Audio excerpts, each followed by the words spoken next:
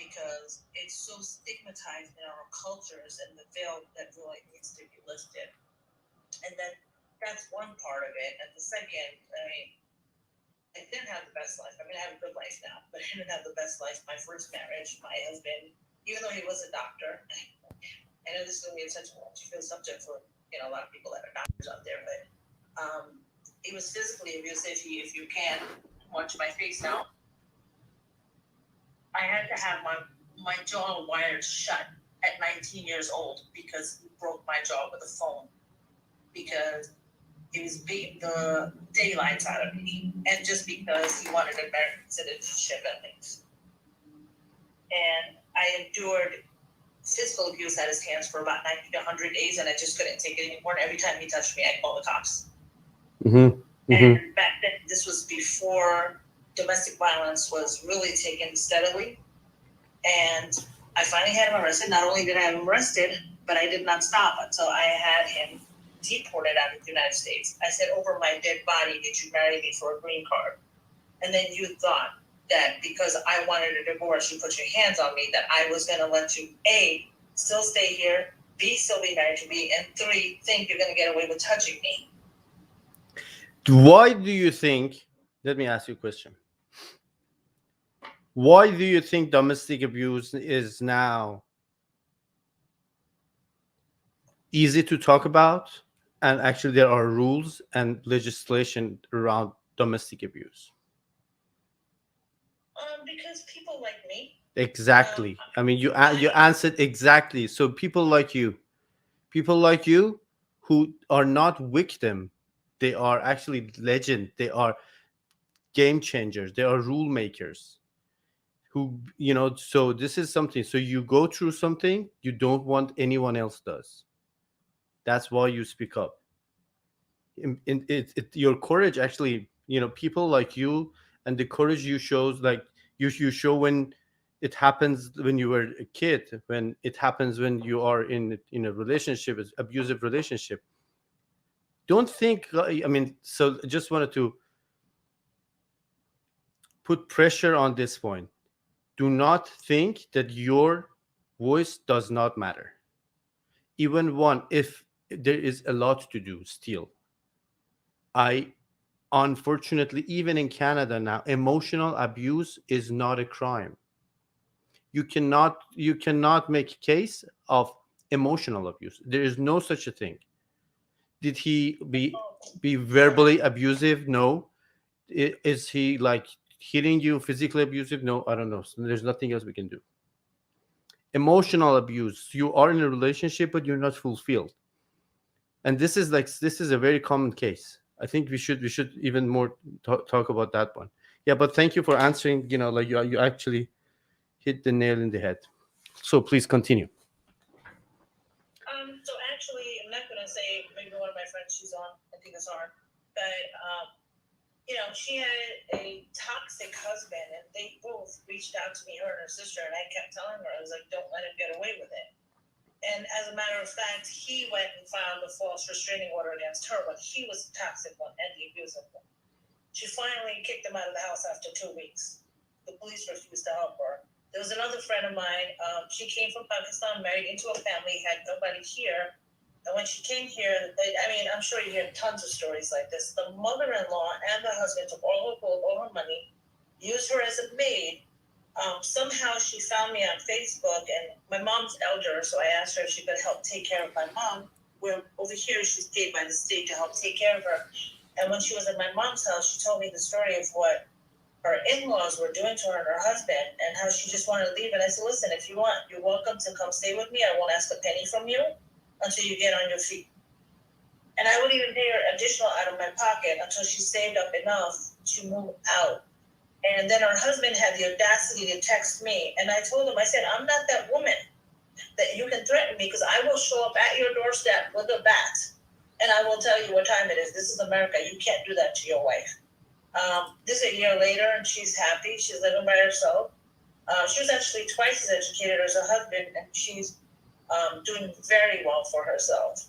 So, even if I helped that one person, I was happy, because I don't want anybody to go through what I went through in my early years. I was married and divorced before I was 20.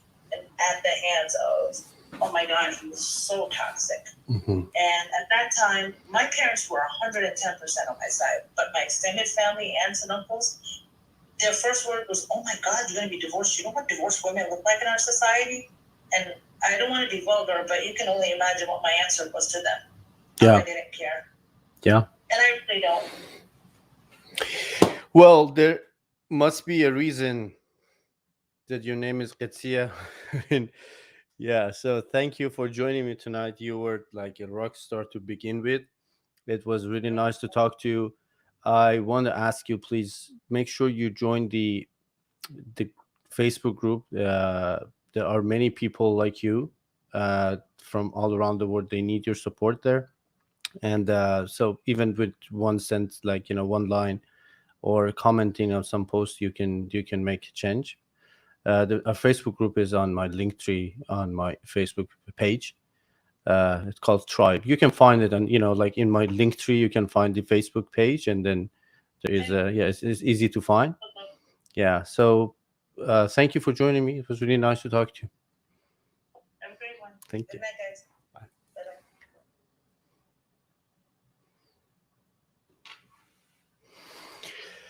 Bye-bye. Okay. So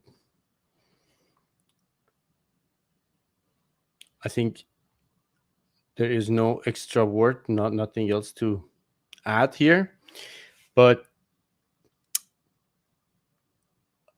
just to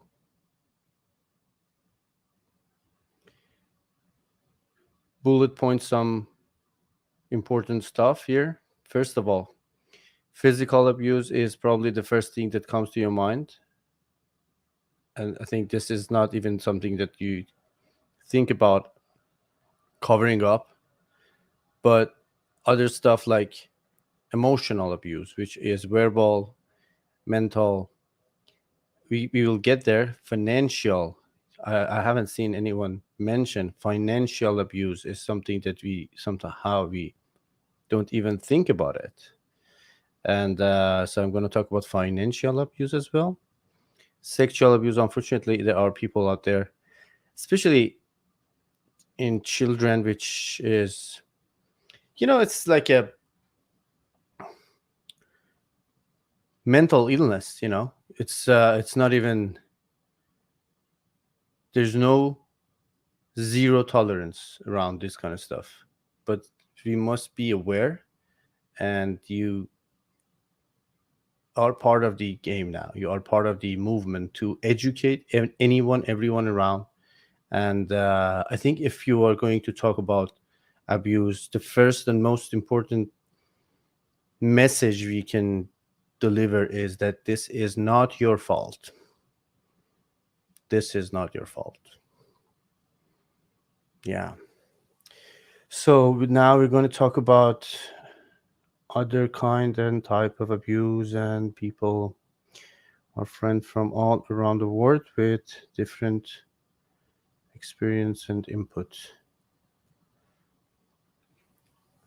Let's see what we have here. Okay, next guest would be on TikTok. We already have invited some.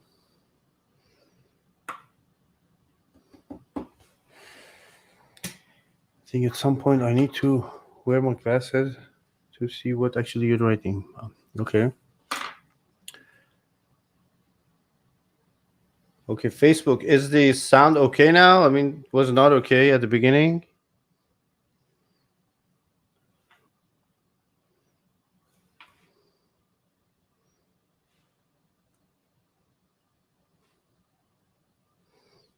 I am inviting. Doesn't work.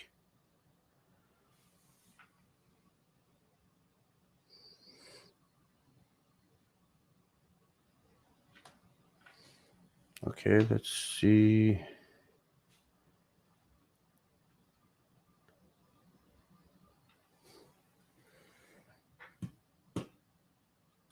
Okay.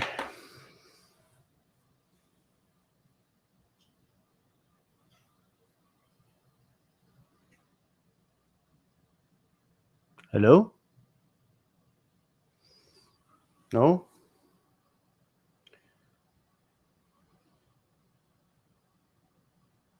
I am trying my best to invite our friends, and one by one, they are actually declining me.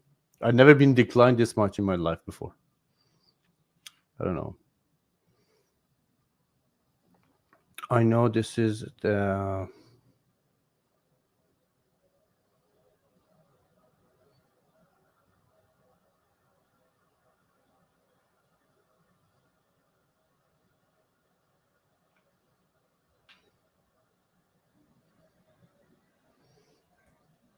not an easy topic to talk about, but someone must do this. And hello, Hello. hi, thank you for joining me. How are you? Good. How are you? Great, thank you so much. What's your name?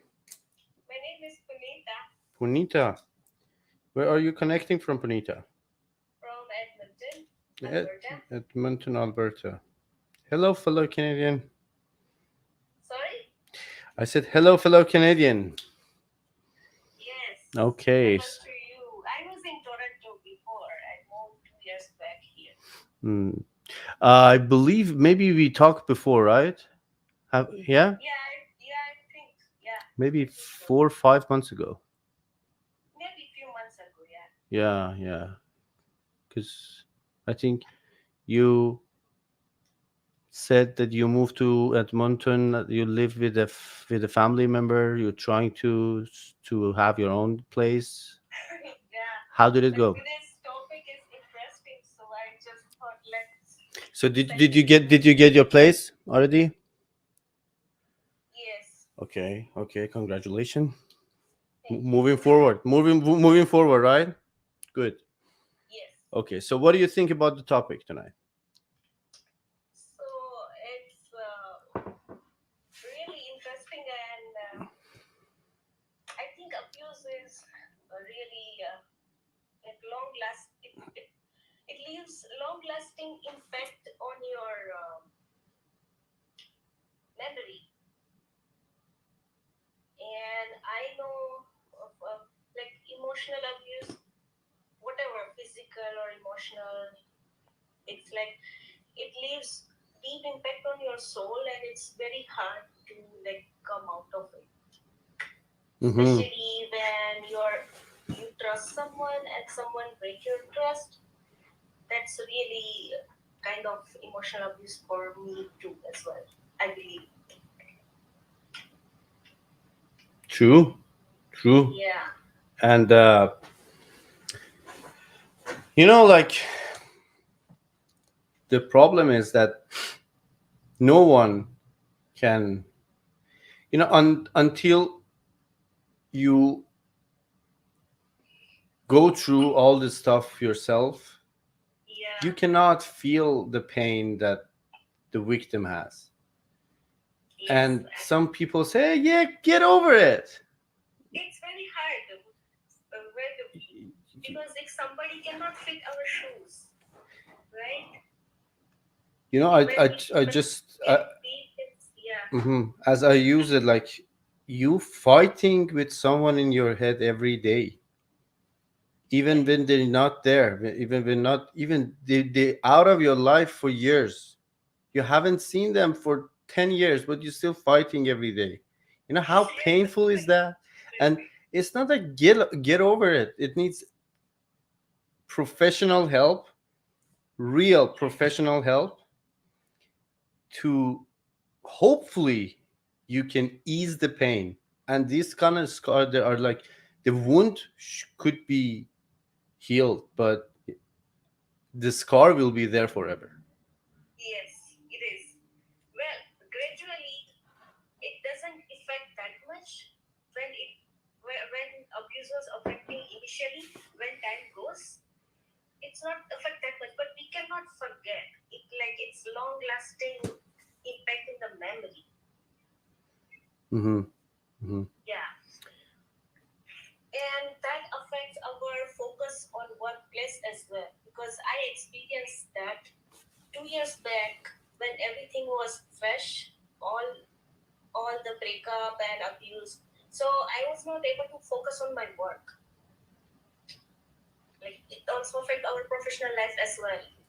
But gradually, when time goes, the things get a little bit, what you say, less painful, but we still cannot forget. Like it stays forever in the mind.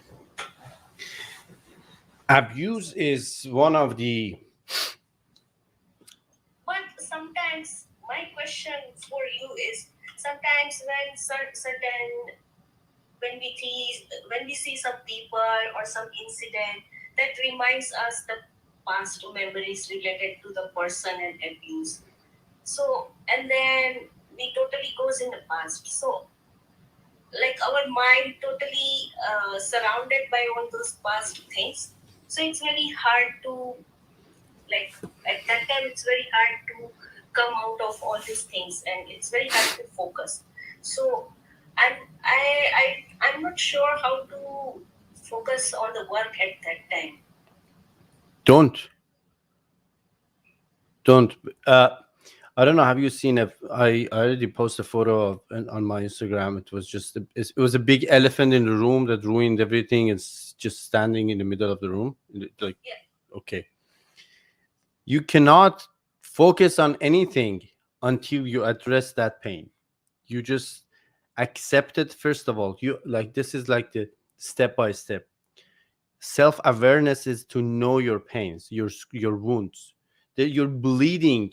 You are literally your soul is bleeding somewhere else, and you say, okay, maybe I can just do this task or do that job. Come on, you are bleeding out there. Yeah. Stop doing whatever you're doing. Address the pain, address the scar, address the wound, address the bleeding, control the bleeding, start the healing process, which is a really long process, but at least you know there is something wrong and you are working on it. And this is the most significant step. And then, yes, after a while, you are a wounded person who survived. Now you are a survivor, and now you're not a victim anymore. As long as you don't address the pain or your wound, you are a victim, and you always be you will be a victim forever, and you will never be a functional human being. A victim, this is not a mindset that we like. So address, start to heal, ask help, and yes, seek help. This is like professional help, guys. Supportive psychotherapy or support is always good. If I am a survivor of anything, a cancer, like the cancer abuse or anything, I can support you. I can be with you in your journey. I cannot tell you, yeah, you know what? I am a cancer survivor and I can cure all of you too. No, no. You are a survivor. Someone else helped you, or you got lucky. This stuff is not joke. Because I survived, I know how to do it. No, you don't know how to do it. Even me as a doctor don't know how to do it. I Yeah. did my best. Some people survive, some people don't. Yeah, but support, of course, is always good. People who've been there, done that. So yeah, let's support. But yeah, so professional help and awareness. Just raise awareness about it to stop things happen again for someone like you, for a kid that could be yours, like for a young woman who can be your future, or someone else. I mean, this is it. It's all about stopping things to happen. Yeah.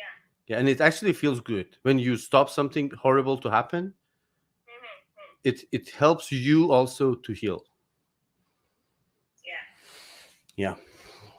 So yeah, so I think I could answer your question too.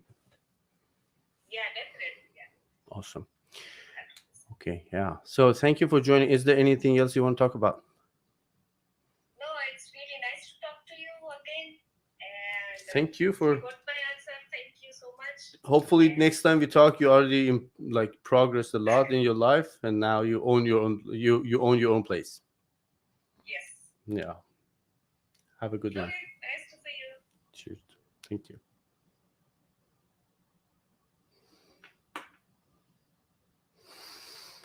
Uh, so I think next time we should just go live on Instagram because TikTok are just observing What are you looking at?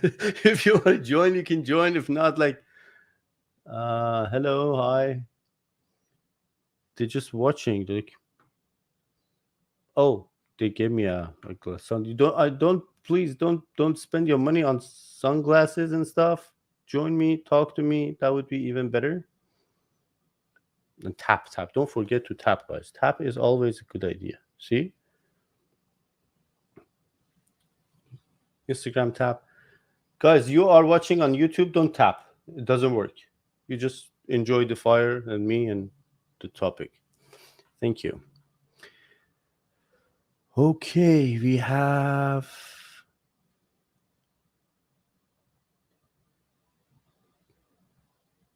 Yesith de Silva. Yesith de Silva, hablar español.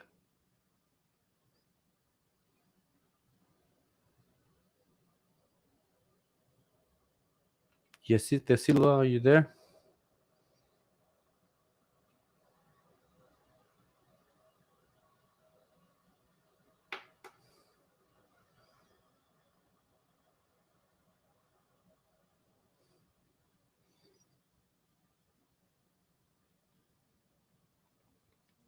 No, I don't think he is. But I am so glad and honored, pleased to introduce Dr. Norman Fried to you. You already know him. He is always a superstar in our show, and his share is always appreciated. Hello, doctor. Hi. Hey, how you doing, buddy? Thank you. How you doing? I'm great. Actually. I hope the acoustics are okay here. I'm in a loud area. It's kind of like echoing. You're every time you join, I'm just expecting something new. The other time with the candles, and now like, how's it going? Oh no, Stockholm Syndrome. what is it? There was a question about Stockholm Syndrome. Stockholm Syndrome. Yeah, that is a very interesting topic. But I mean, your audio is kind of like breaking. I don't know if you can. Is this better? Oh, much better, much better. Yeah. Please. Well, let's see if I can go somewhere where it's quiet. Okay, this is quiet over here. Okay. Okay. So somebody had asked a question about Stockholm Syndrome, Mm-hmm. and I wanted to talk about that. Is that okay with you, Iman? Of course, I will learn from you. Stockholm Syndrome. Please go ahead. Well, in terms of Stockholm Syndrome, for those of you that don't know, when you find yourself at a time in your life when you've been abused, you may find that you're attached to your abuser. So children who have been mistreated by somebody will be hurt, but also at the same time begin to grow accustomed to the fact that that abuser is can actually offer them care as well, and they become attached in some unconscious way, identifying with the person who hurt them, and that then replaces itself in adult relationships where you find yourself allowing yourself to be mistreated in adult relationships. It's important that you recognize that you don't have to continue having relationships that will reenact what you went through as a child. Does that make sense? Absolutely. Yeah, Stockholm Syndrome. Maybe in a nutshell, is that the hostage start to loving the the people who take them, as a hostage. Is like, So in Stockholm, Switzerland, I think it was in the 60s, there was a bank robbery where the people who were working in the bank were held hostages for 3 days. And those captives actually developed feelings for the captor.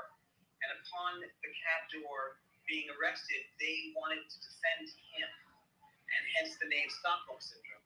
But we have this in relationships with people we love. Mhm. We put up with mistreatment. We allow people who are not good for us to continue to treat us poorly because it reminds us unconsciously of a time when someone in our previous life really mistreated us. And while it's not good for us, it's something that we understand and we think, well, the love that I remember was what I'm getting now. It's as if we say the devil we know is better than the devil we don't know. Mhm. And we don't know that love can be healthy, so we go after old patterns in relationships. And for the person who asked about how to help yourself with Stockholm Syndrome, I encourage people like this to get themselves into healthy therapeutic relationships. Talk to a therapist who specializes in domestic violence or relationship abuse, which is very prevalent in many countries, and find that you have the strength to say the word no. You can say, I will not put up with this behavior. There are places you can go, friends, shelters that will support you. But don't assume that because you had a relationship that was mistreating you, you were young, that you were destined for a life of these types of relationships. Please remember, every one of us is entitled to healthy love, not unhealthy love. And healthy love asks one thing only. It asks that you become the best version of yourself possible. That's it. That's all love wants from us. If you're not getting that, look further, because that's what love really is all about. And Absolutely. that's what I wanted to say. I wanted to just quickly chime in and mention that. So thank you. Thank you so much. I can see that you are not in an optimum space, but of course, I mean, you still join and add your value, and this is like so appreciated, and I'm so glad that you Thank you. you did. I'm sorry for the bad volume, but it was great to see you. As Great to always. see you too. Thank you as always. Thank you so All much. right. Thank you. Take care. Bye.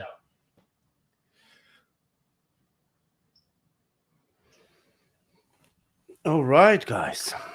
Stockholm syndrome. Yeah, you start to not loving, but getting used to the abuse. You're starting to making bonds with the abuser,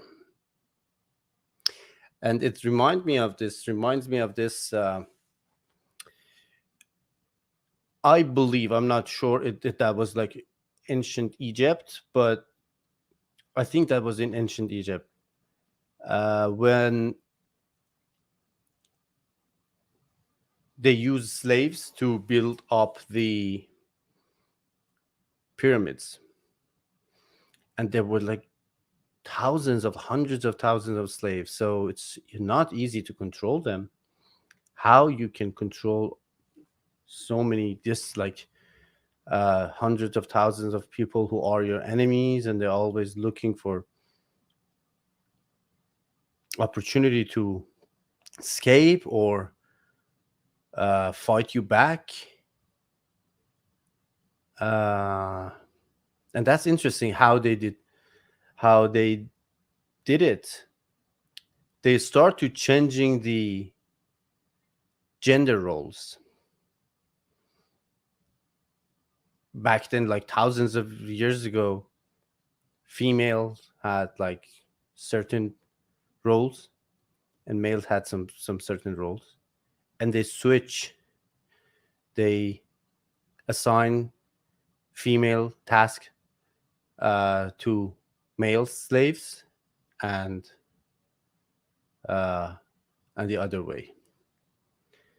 And that this way they actually messing up with identities.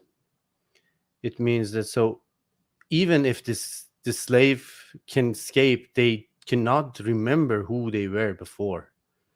They now have this identity crisis. And yeah, so when you are under this pressure with abuser, you forget who you are, and this is the first step to losing yourself. And when you lose yourself, there is nothing to fight for. Why should I say no? Because I don't see anything beyond that. Just let's be whatever it is, because there is no me anymore. Don't forget yourself. And yeah, so let's see what else can we talk about.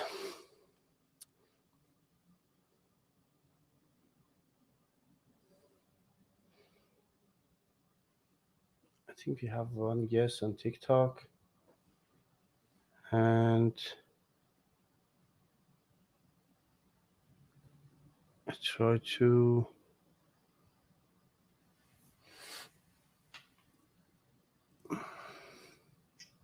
Hello. Oh, Hi. how are you? I'm good. Thank you so much. How are you? Doing great, thanks. What a great subject you have. Oh, thank you. Thank you so much. Do you mind to introduce yourself? Not at all. My name is Safat Deep, and I have been with you live a couple times. I know. Yeah, Hmm. actually um, went through social work to save my relationship because at that time, yes, at the time, a lot of girls came up and spoke about it. No one realizes that they are in an abusive relationship until you became aware.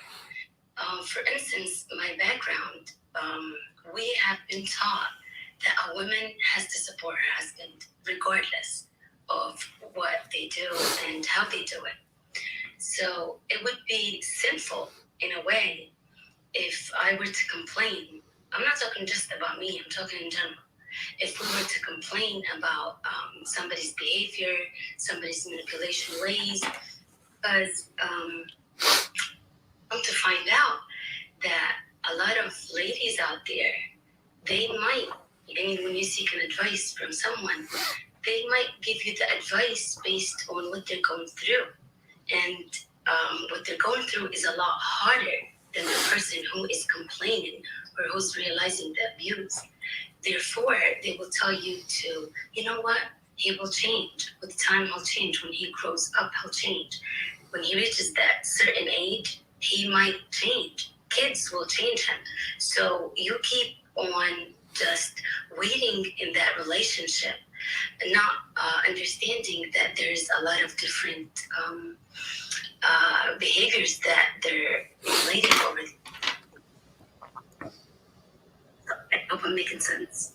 Yeah. Yeah. And this is something that we. Uh, so I think I will mention different topic and different, let's say, sections of a routine interview with the domestic abuse, uh, not patient but maybe victim during the in your in the medical field. There are some certain questions and there are some certain inputs. One of them is that nothing will be better. Nothing won't be better. If you think, yeah, so now we are in abusive relationship, but like he's going through a bad time, he just lost his job, she just did that, or he just did that, things will be better. Nothing will be better. It will be worse every day. And yeah, so men are victim as well, as I said, like he doesn't matter.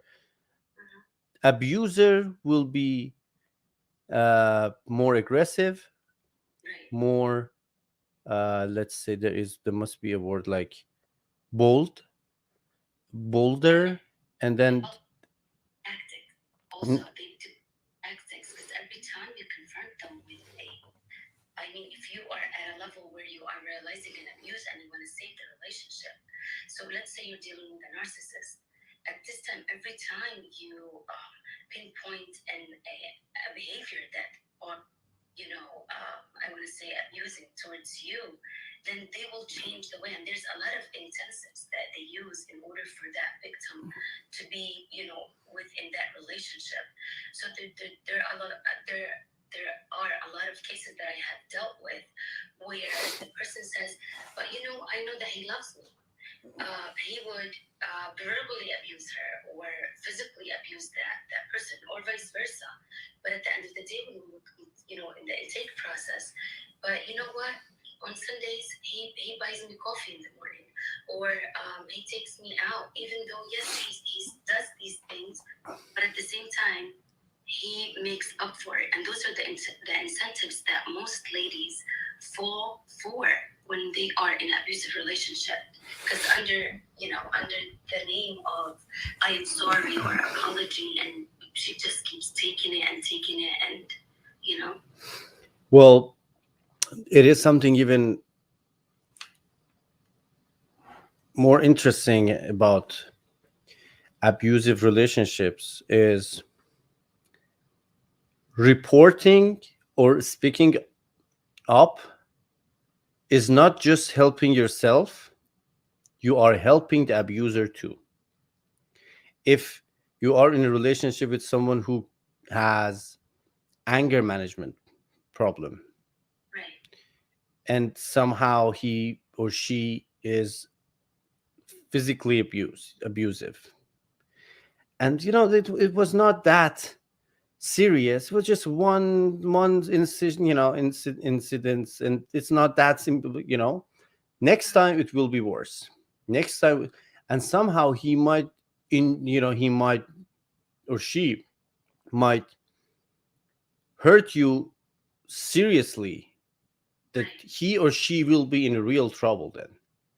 So the sooner the better, because when abuser realize that this is serious, wherever you are, this is something that is taking serious, and they are some, okay, so if I have anger management problem, I need to work on it. If I have drinking problem, I have work on it. If I'm like taking drugs or something, whatever it is, there are some medical conditions like pheochromocytoma. It's like releasing of this let's say there are like adrenal glands which release adrenaline like extremely in high levels in a fraction of like second, and Right. people go insane, they'll be abusive, they'll be like physically abusive, they will be just like an animal, and 2 minutes later they'll calm down. This is, if you don't address that, this is kind of like it can turn to be like a heart attack or anything, they might kill them. So of course it's some, like the sooner the better, and it's not just helping yourself, it's helping the abuser and maybe other people who maybe the next victim. I agree. I also have noticed that the physical abuse is faster to be solved than any other abuse out there. For because of the evidence that it leaves later on. So most of the time, the physical abuse actually is the fastest to stop in any relationship. Faster than the emotional, faster than the financial, faster, and also abuse. And another kind of abuse that I have came across, what a lot of people neglect, their beloved ones, or if you want to say, in a sense where they don't provide the necessity for them. So they will, take away a lot of things from them. Um, and one of the sexual abuse cases that I came across that was very interesting, that he will prevent her from doing, the normal acts that any marriage couple would do. And that's also another form of abuse. So not necessarily the excessive of, like in other words, in rape, but also preventing it is also another, kind of abuse. Gaslighting that I have came across, it's been one of the on the horizon. It's rising a lot, where gaslighting, it's becoming something also that, we're dealing with. Financial abuse is one of the latest one to detect, believe it or not, because they don't. When you are in a relationship, most of the time you just wanna live a happy life. So no matter who provides, at the end of the day, as long as there's a roof, there's food on the table, everyone's happy.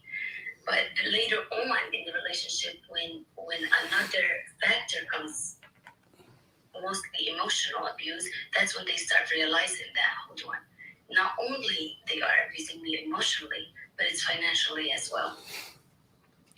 Yeah, financial abuse as well is something, hopefully we will talk about that one too.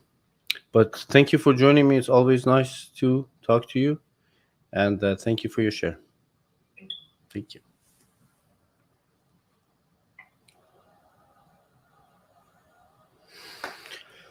All right, financial abuse is.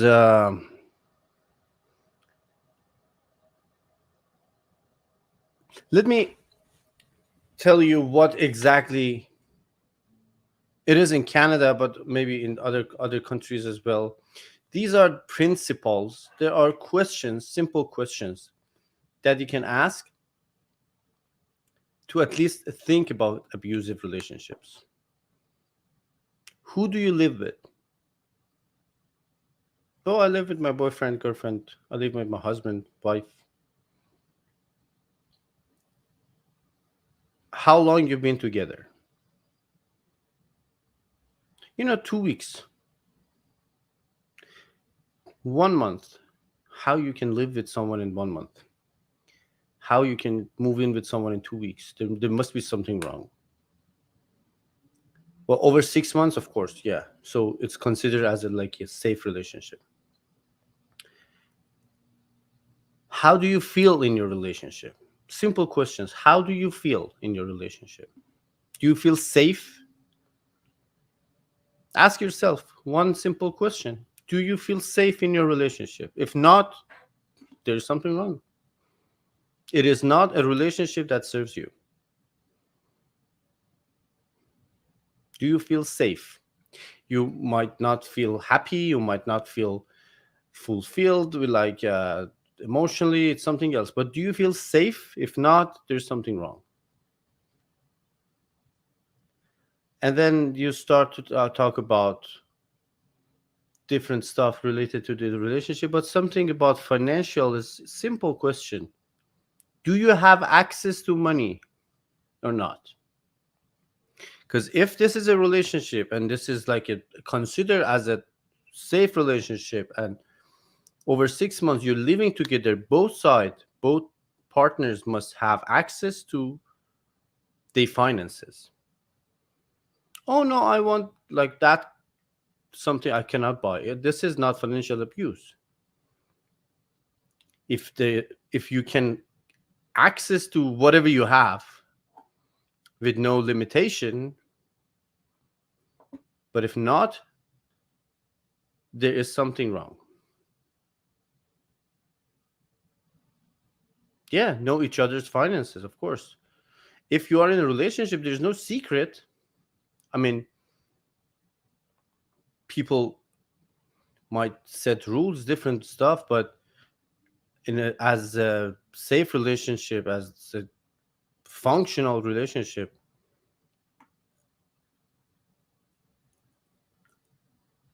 we have something.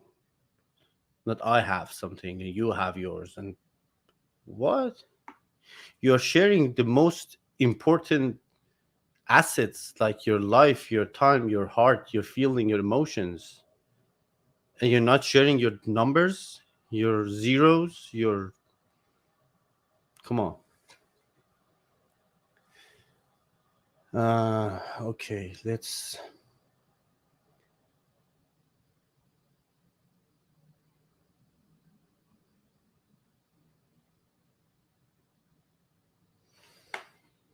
Everyone has gotten ready. Hello? Hi, Roger. How are you? Hi, thank you. How are you? Yeah, I'm fine. Thank you. What is your name? Okay, my name is Maria. Mariam? I'm a property. Yeah, Miriam. Miriam. Mariam. Where are you Yeah. connecting from? I'm from Canada, Canada. Toronto. Toronto, Yeah. Canada. Okay, thank you for joining me. How are you doing tonight? Yeah, I'm fine. So we were talking about the Stockholm Syndrome, right? We're talking about abuse in different shapes and different face and different, uh, let's say, types. Stockholm Syndrome is something that was a really interesting topic. And yes, if you want to talk about anything, please go ahead. So I'm the one of the victims that is suffering from Stockholm Syndrome for the last 8 years. Mhm. And although I have progressed, I'm still struggling with this problem. I'm not able to get out.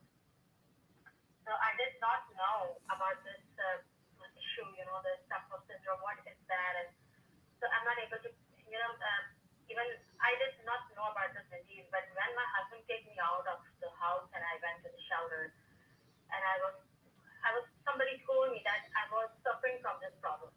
So I have researched and what it did, and I'm quite aware of it, but I don't know, see the any solution and how to get out of this thing.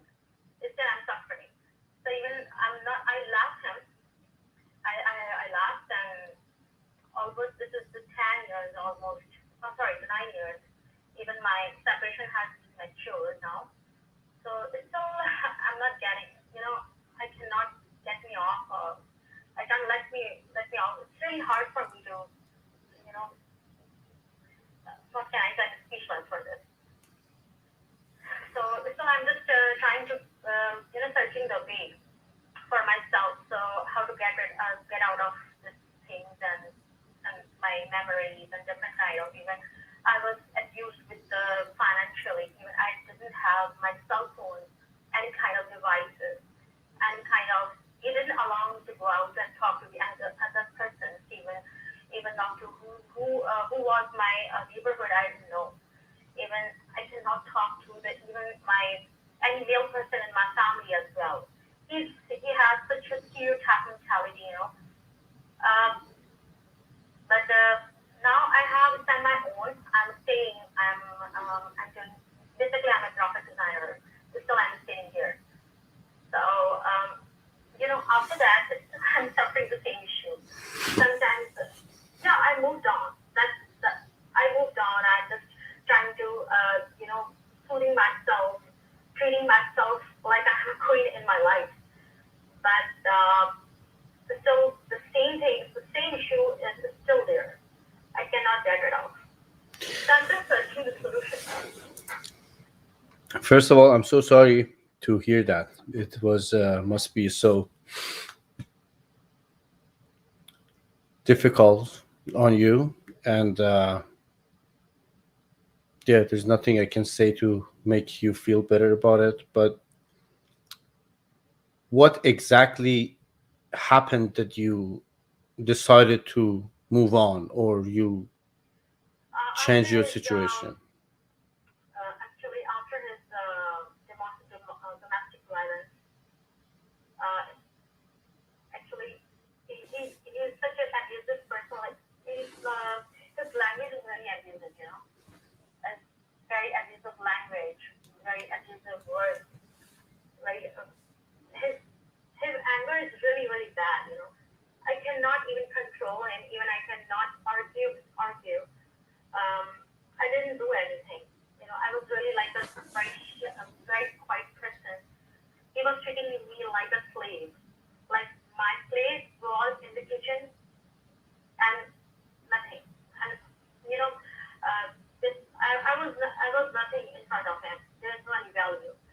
So he was treating me like a slave because he sponsored me in Canada, and that is the big reason he's treating me like you. I sponsored you. I'm the king of the castle. So that was a big real.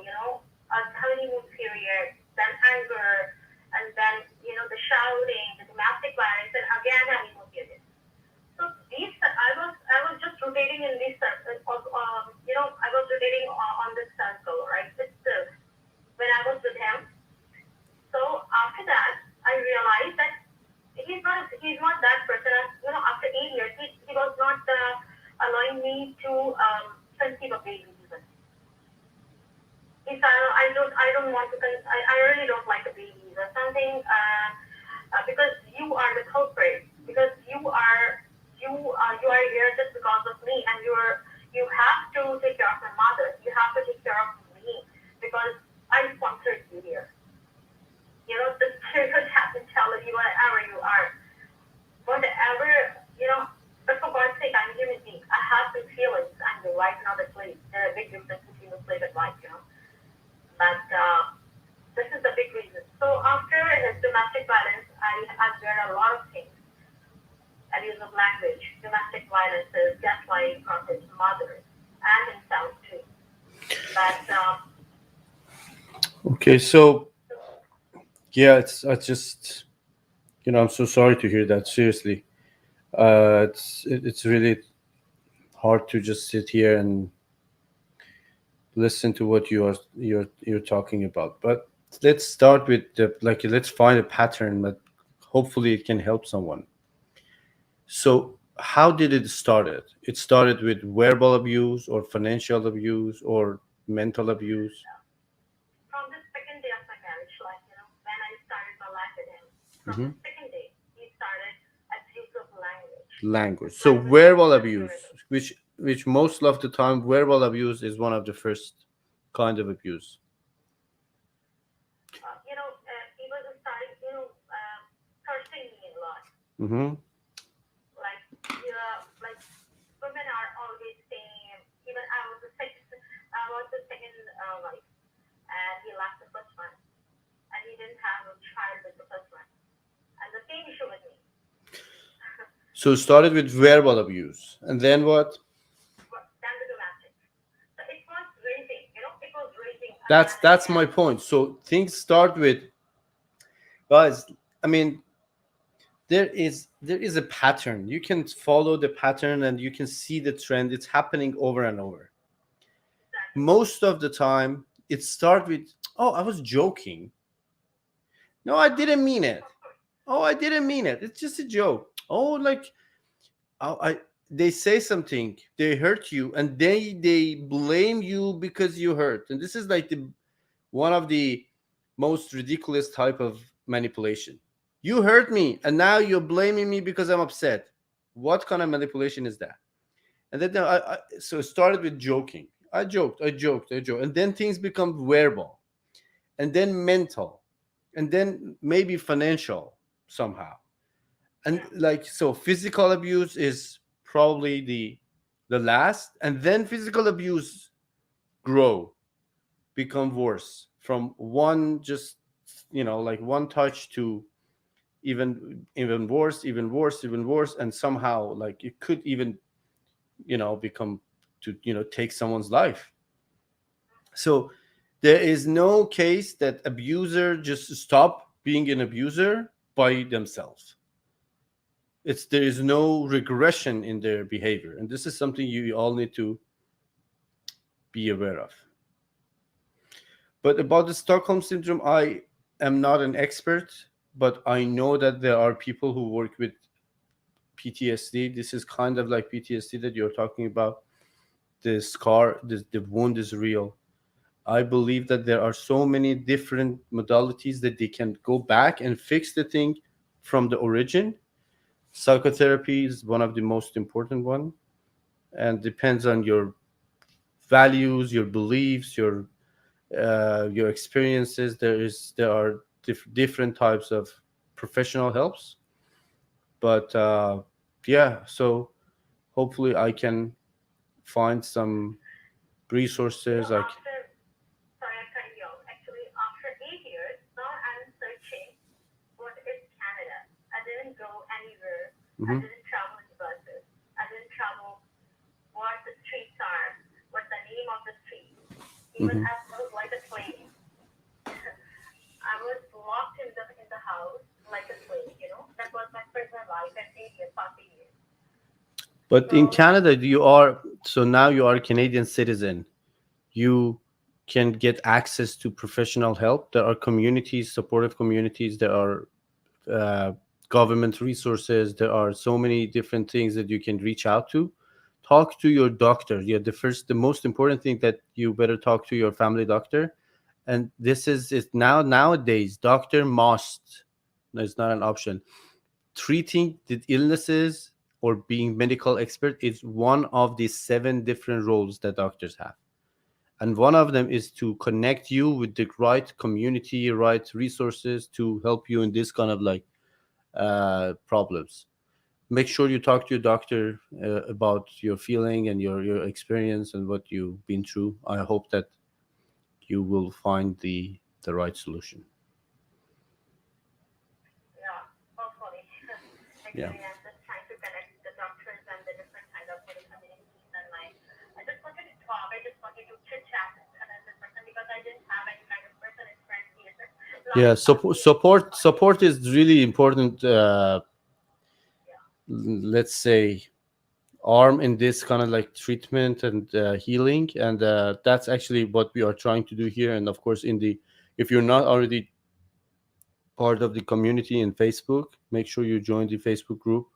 There are like over 700 people so far, I guess, or 750.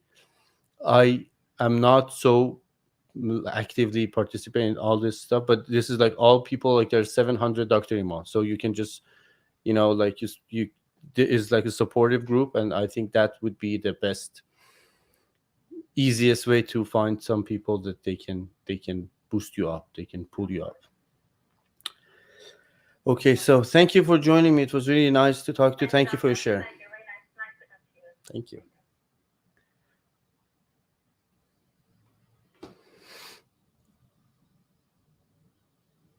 Okay.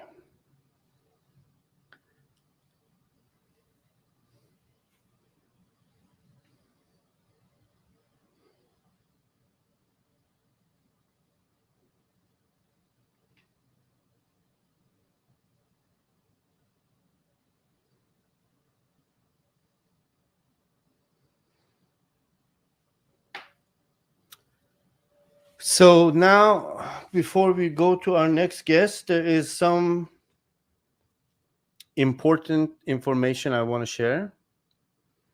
If you're here, please don't leave. Listen, because maybe one day it will be helpful.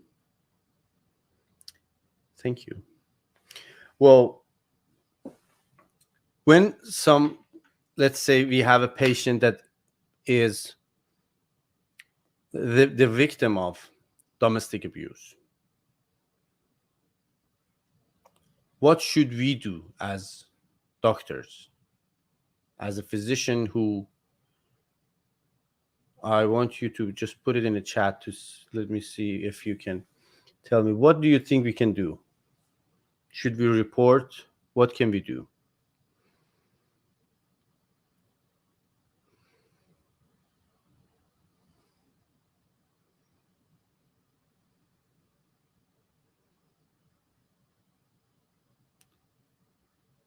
Report.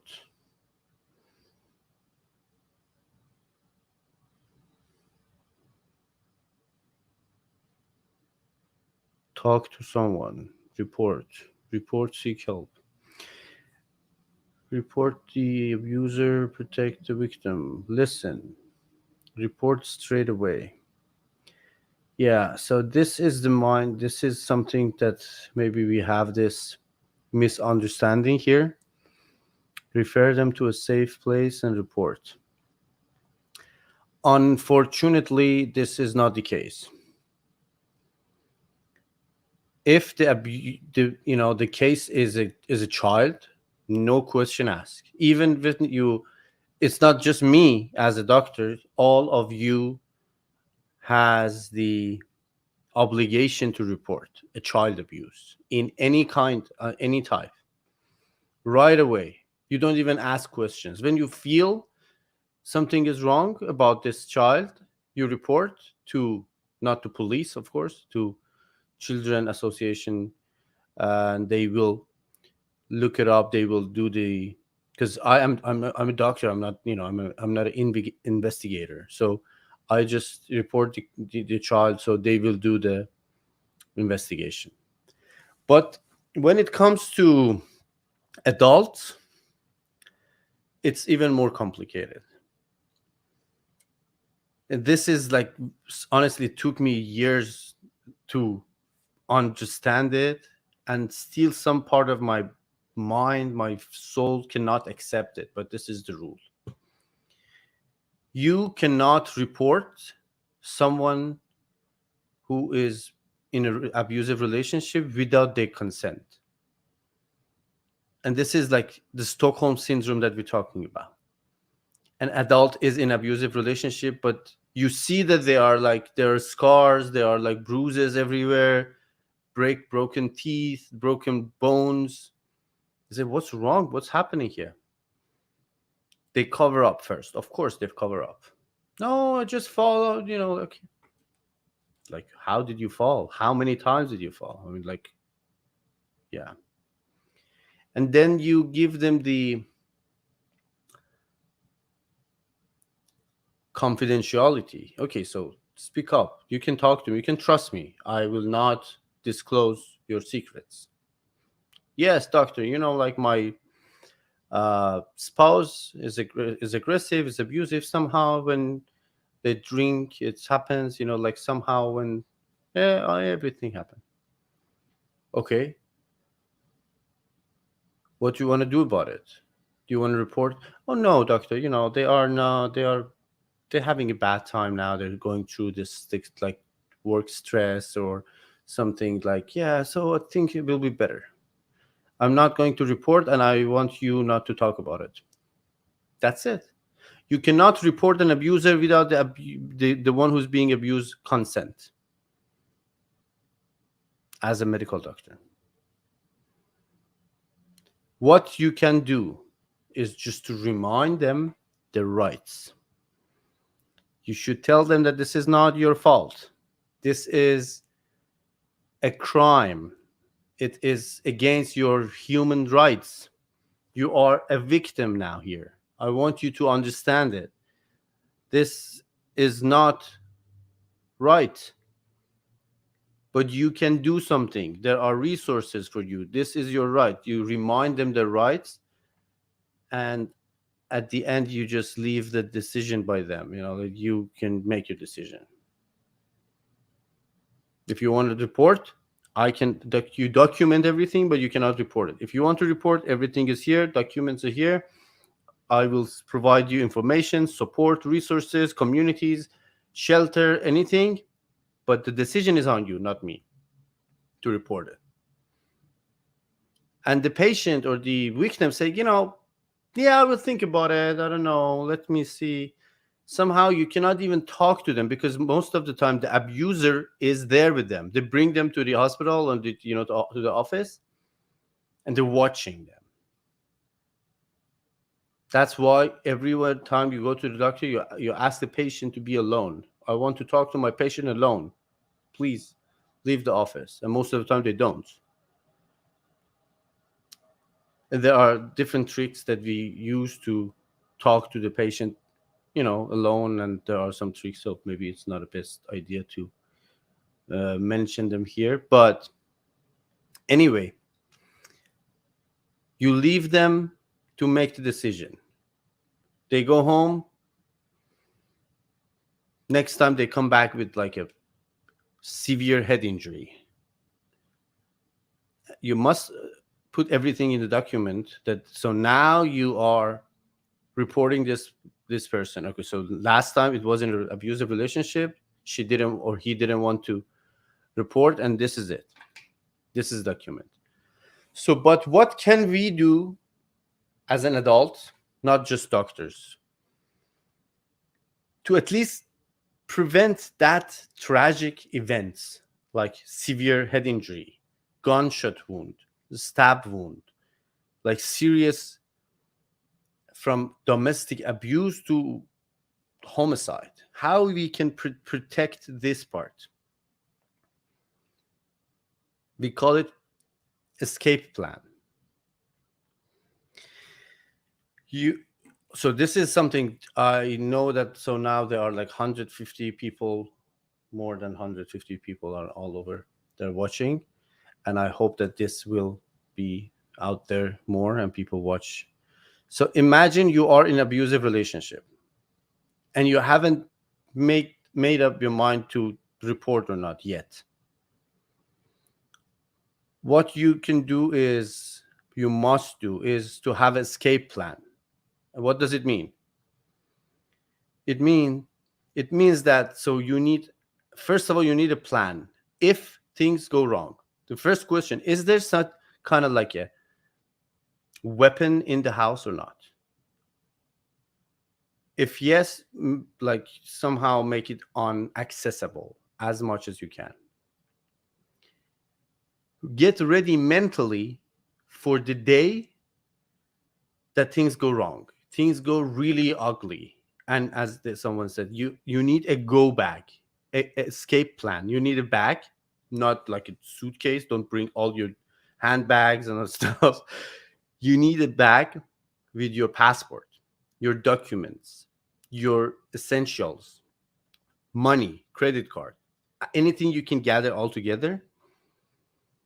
If you have you're taking a medication or some like essential medication like your insulin or something, you need your blood pressure medication, everything ready somewhere safe that you can just pick it and leave. And where to go is part of the plan. If things go ugly, you should leave the house immediately with your bag, with your go bag, with your escape plan. And you need to know where to go. If you don't have the place to go, you should ask the doctors or like places. I don't know, where are you in the world? There are shelters. Now, literally, there are shelters everywhere around the world for people in this position. I know South Asia, like Middle East, somehow in some countries that are like fighting for women's rights, and I hope that things be better in some countries in Africa, in Middle East, of course. And like this is, but that is exactly what we're trying to do, raising awareness. There are shelters for everyone, everywhere, right? So what can we do? Make this go plan, escape plan, make it ready. And the moment you feel the danger, you leave the place and know where to go. If you can, you call the cops or something like this. But the most important part is to have a escape plan. And then you probably realize that you should have reported years ago. Yes. So I hope it helps. Have escape plan. Literally have escape plan for everything. But this one is like so real, I guess.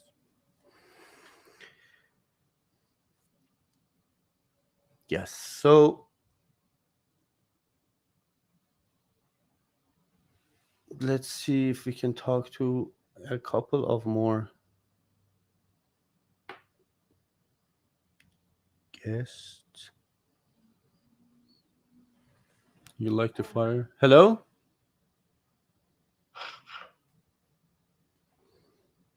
Hello?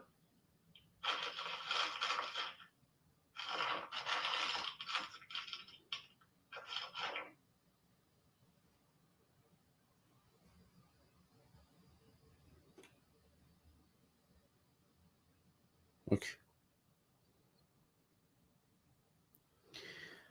Yeah. Escape plan, guys. Always have escape plans. And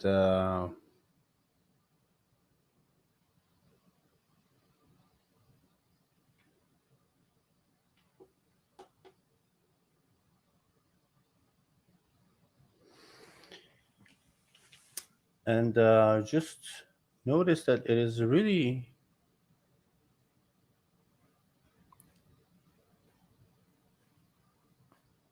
I'm looking for a word. It's very heartwarming that in Friday night you're all here and you joined the topic and you shared, and this is like the best feedback.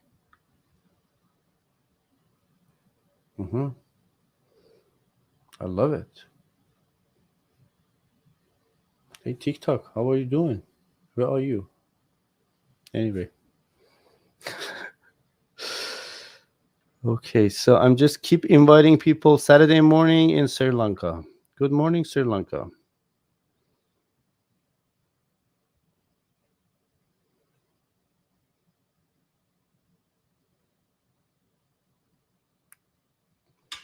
Gunjan. John. Saturday morning here. Hello? Hi. Hi. I was not expecting, sorry. Me too. No problem. Hi. So, how are you doing? I'm good. Thank you for joining me. What's your name?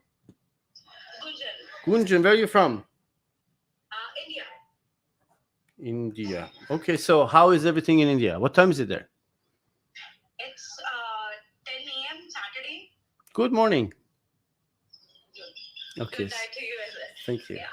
So we were talking about, sorry. We're talking about abusive relationships. Yes. So actually, I mentioned a comment here that I regret not reporting a child abuse. It's not with me. I saw this 4 or 5 years back. I had a neighbor, and it was like not in my building. The building was very close. We had like our windows were facing each other, and there was this lady. She was very.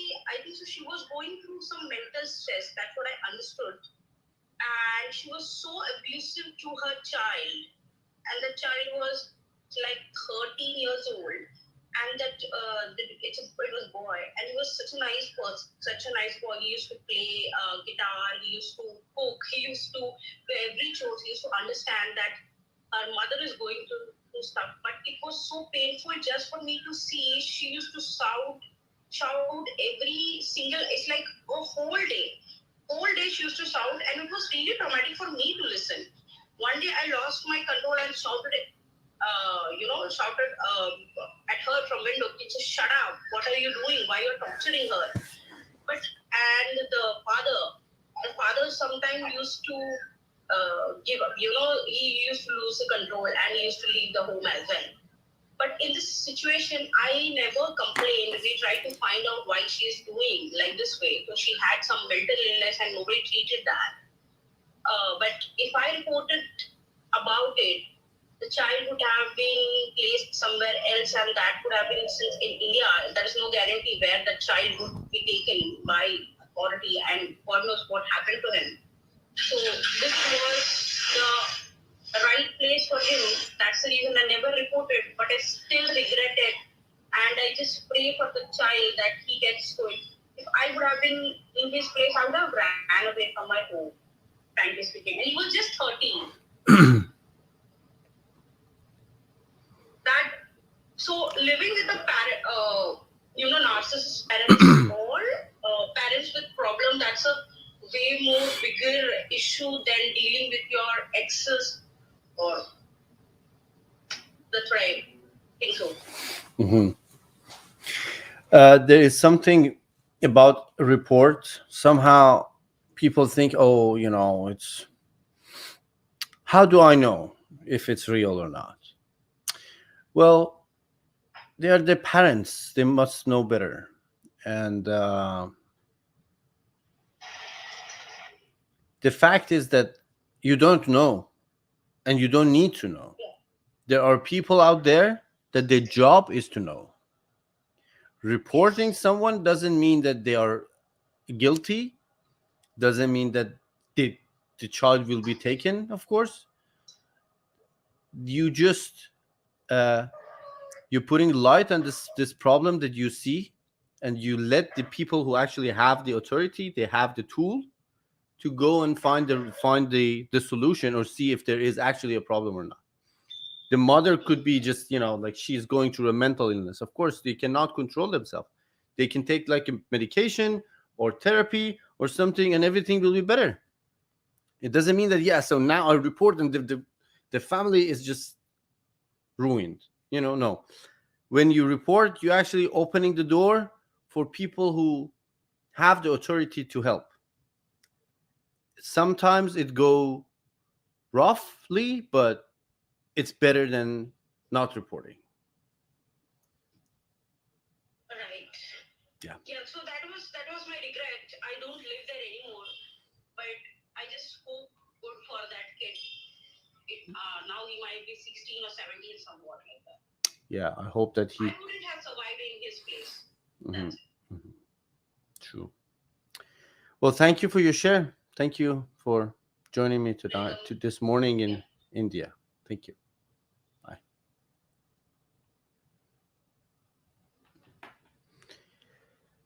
Okay, so we had our 90 minutes talk. That was the, I know, painful topic, but needed, of course. I hope that it helps. Remember that there are hotlines in many countries to report domestic abuse. And I believe if we are going to take some uh, main topics here, one of them is we need to work on this fact that emotional abuse is kind of abuse and must be reported and must be taken action about. And it's not, unfortunately, as I said, even in Canada, emotional abuse is really hard to prove it, and it doesn't make a case for you to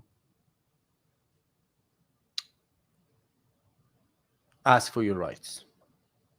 So yes, emotional abuse, where like verbal abuse is part of the mental abuse, but emotional abuse is, let's just make an example. You live with someone who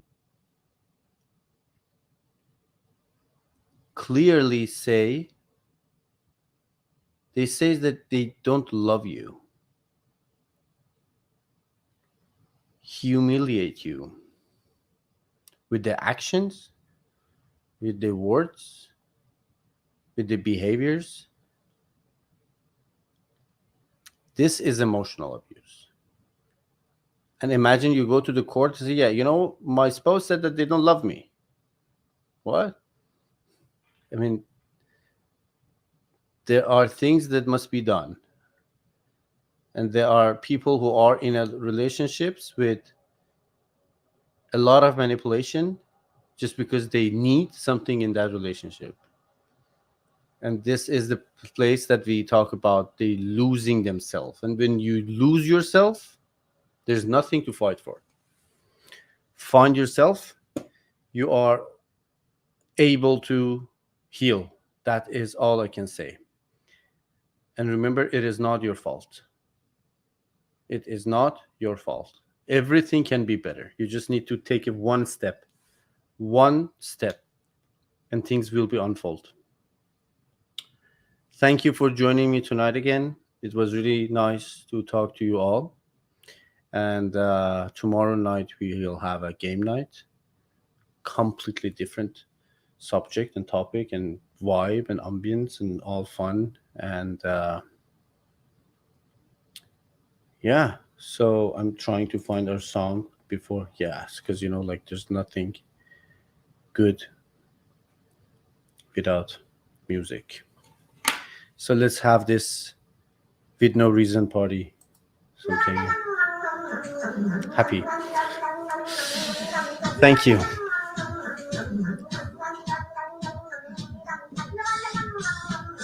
It's not your fault. Remember.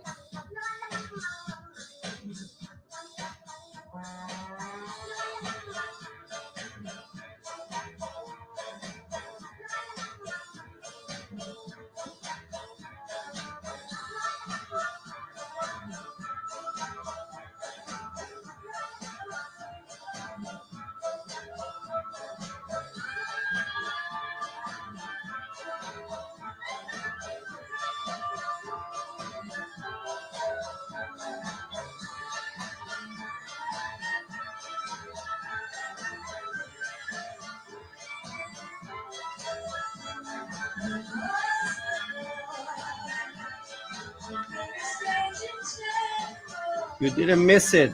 It will be on the IGTV on YouTube. You can watch it. The email address is on my page. Good night, doctor. Thank you. Thank you, Dr. Norman.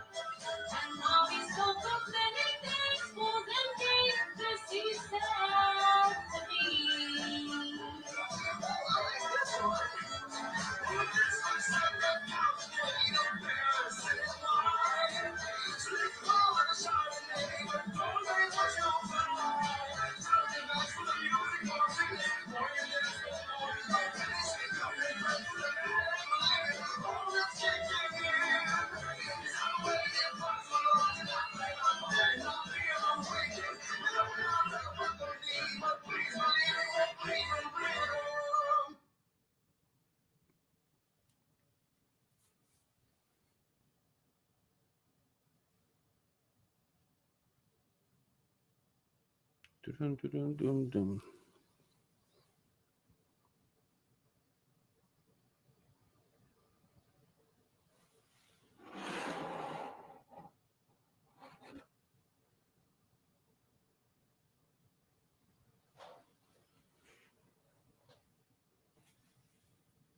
Dum, dum, dum, dum.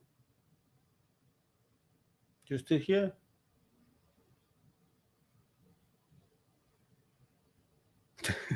Said, please don't go. No, I'm going. Thank you.